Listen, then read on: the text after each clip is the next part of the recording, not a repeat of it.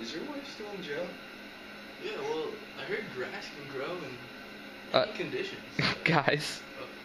Interesting. You still got this. Welcome back, everyone. Today we're gonna start off by talking about a more serious topic than we normally would. Oppression, or the Big O. The Big O.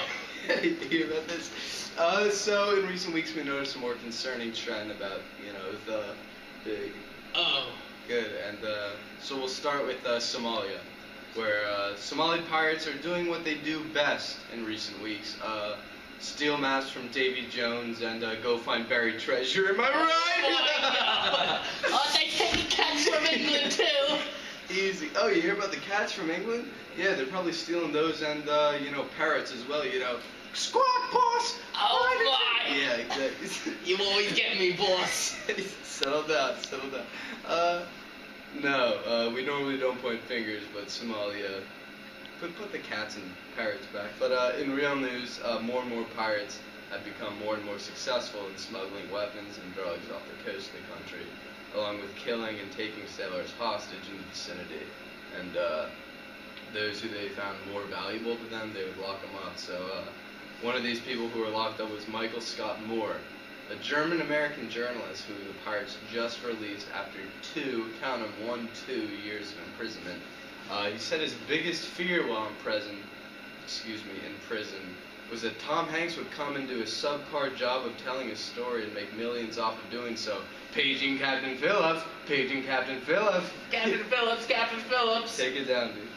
Part of these issues is being blamed on a government which recently stopped being controlled by a warlord who was responsible for a corrupt government system that is much more than willing to turn a blind eye to such awful actions. And speaking of these warlords and corrupt dictators, we move now to Thailand with this discussion where their newly appointed leader, I think it was General Prayut Chan-o-cha, has been forcing children and infants to live in prison cells because their parents aren't citizens yet.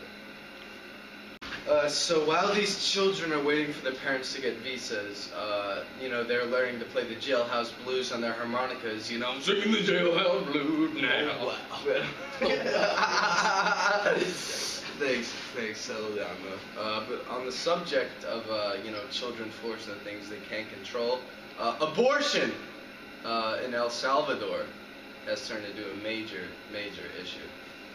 An El Salvadorian girl, Christina, was pregnant at 18 and had a miscarriage. Instead of being sympathized with like a normal human with a heart would do, she has been accused of terminating her child and was sentenced to 30 years in prison. Thankfully, a lawyer enraged by this, Dennis Munoz, got her out after 4 years. Regardless of her serving the full sentence or not, this is a major issue that has to be dealt with by these El Salvadorians. Got him, boss. El Salvador's? No way. Yo. More than 17 people have been convicted of this in the past decade. A huge chunk of this issue is being blamed on a test which has been deemed unreliable for 100 years. This is called the float test. They take the lungs of the baby and put them in a container of liquid. If they float, it means that they have breathed air at one point. And if they sink, it means that they have not breathed air, deeming it a termination of the child. The second part of this float test is, tying a boulder to the mother's foot, throwing her in a lake, and seeing if she's a witch or not.